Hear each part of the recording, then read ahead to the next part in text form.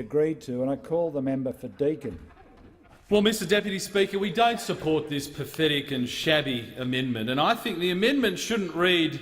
It's quite a long amendment, but the bottom here is the government's plan to give a $50 billion tax cut is not affordable in the current circumstances. I think the amendment should read some of the quotes from a book called Hearts and Minds, a blueprint for modern Australia. It's not exactly a bestseller, I might say. It's not a bestseller. I looked on Amazon, and when searching for this book, it is on the bestsellers list. It's 7,079,869th bestseller on the Amazon list. But we should, in this amendment, take some quotes from the Shadow Treasurer. And people like the opposition leader ask, why is there a distrust of politics? Why is there a distrust of politicians? And I'll tell you why. It's because they say one thing before they get here, and then when they arrive, they say a completely different thing. In this book, the Shadow Treasurer said, today, capital is even more mobile than it was, and it is more important that our corporate tax rate is more competitive. He also said, at 30%, our company tax rate is now above the OECD average. It is how the rate compares to that of our competitors that counts. He also went on to say, it's a Labor thing to have the ambition of reducing company tax because it promotes investment, creates jobs and drives growth. So we've now had the Shadow Treasurer move this pathetic and shabby amendment. We've had the Shadow Assistant Treasurer, who I might say has got some pretty good publications in his past, but clearly, in order to get pre-selection with the Labor Party, he had to accept the economic lobotomy that they performed. The economic lobotomy because in a paper titled Do Rising Top Incomes Lift All Boats, the then Dr Andrew Leigh argued quite forcefully, quite persuasively, for why reducing corporate taxes benefits all Australians. And indeed, it increases investment, it increases the number of jobs, and of course it increases incomes for those who have those jobs. So why do we have a deficit of trust in Australian politics? Because we've got shabby stunts like this, shabby positions taken by the Shadow Treasurer and Shadow Assistant Treasurer, who obviously have no scruples, because arguments that they have made, arguments that I agree with that they have made for many years, are now not politically expedient because they've been hijacked by the extreme left wing of their party, the same extreme left wing, the same extreme left wing that Paul Keating referred to when he instituted company tax cuts from 49% to 39%.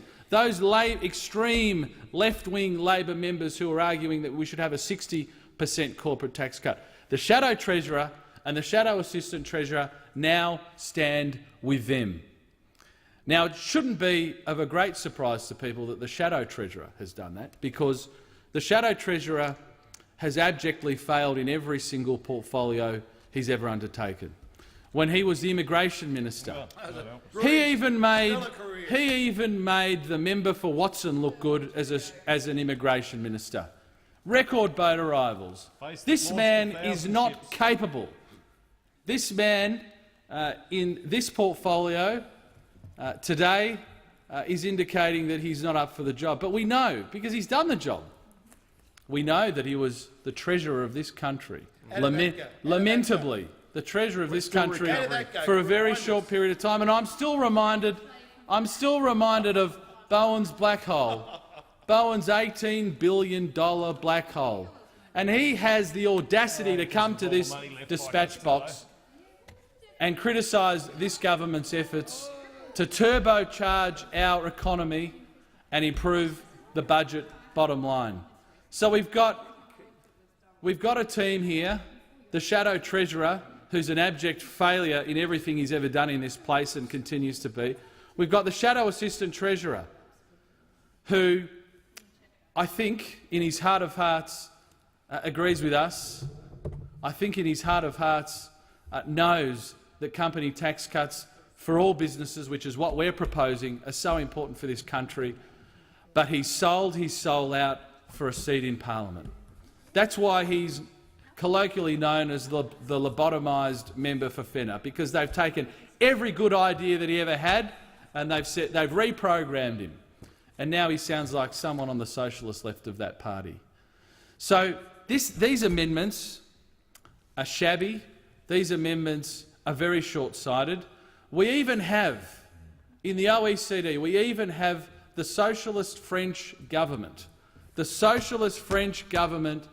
implementing corporate tax cuts from 30 to 28%. We will have a higher corporate tax rate than France, socialist France. Let that, or ponder that thought.